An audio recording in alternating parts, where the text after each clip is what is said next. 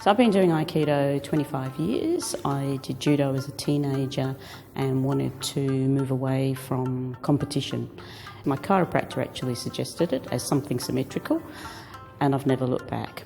I grew up in Sydney, but I went to New York in 1978, and in 1980 I had a friend who was doing Aikido and she said I should come watch. So I went and watched it. I didn't understand it at all, but it looked amazing, and there were many women on the mat too, and it just drew me in. I've been studying for 41 years, and I went along because my husband started with a friend and he was away 4 nights a week, and I thought, hang on a minute, I'm not sitting at home, so I joined him.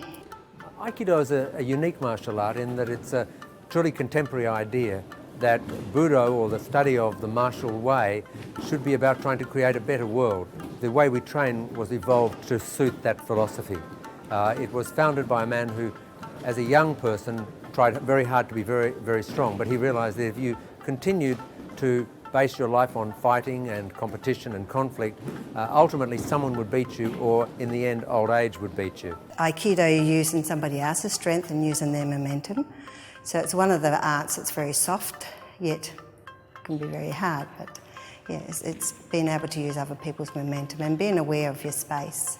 The basic principle of Aikido is to be in harmony with whatever you're doing. I think women are ideally suited to Aikido.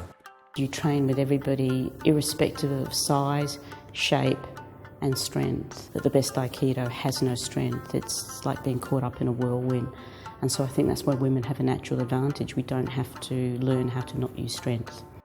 Around the world there are lots and lots of women training in Aikido, and we think that the number of women training is more reflective of the culture of the place where they're training than the culture of Aikido itself. We certainly don't have this as a women's training and that's a men's training. That's a very important part of Aikido. In New York we do have a strong body of women, all different ages, come from all different backgrounds. We have conversation in the women's change room a lot, and we talk about many gender issues that are on the mat, or just talk about movies we've seen, but there seems to be a really wonderful camaraderie there. I would say the first 10 years of my Aikido, I was the sole female in the dojo. So you're talking to yourself in the changing room. Certainly our participation rate is low. We struggle to have 20% participation in Australia.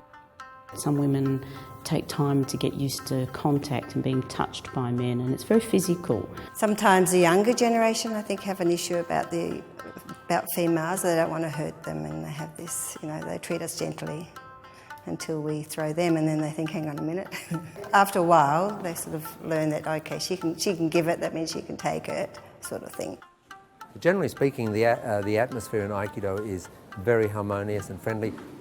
Competition is strictly banned. It promotes the idea of thinking of the person facing you as your enemy, and that's the antithesis of Aikido philosophy. I think initially it's a self-defense component. They think, they'll go and learn self-defense, which gets lots of us into a martial art. And as time goes on, you may gain that skill, but I think naturally, in seeing how people change their practice as they get older, they're interested in more the deeper and more philosophical aspects of it.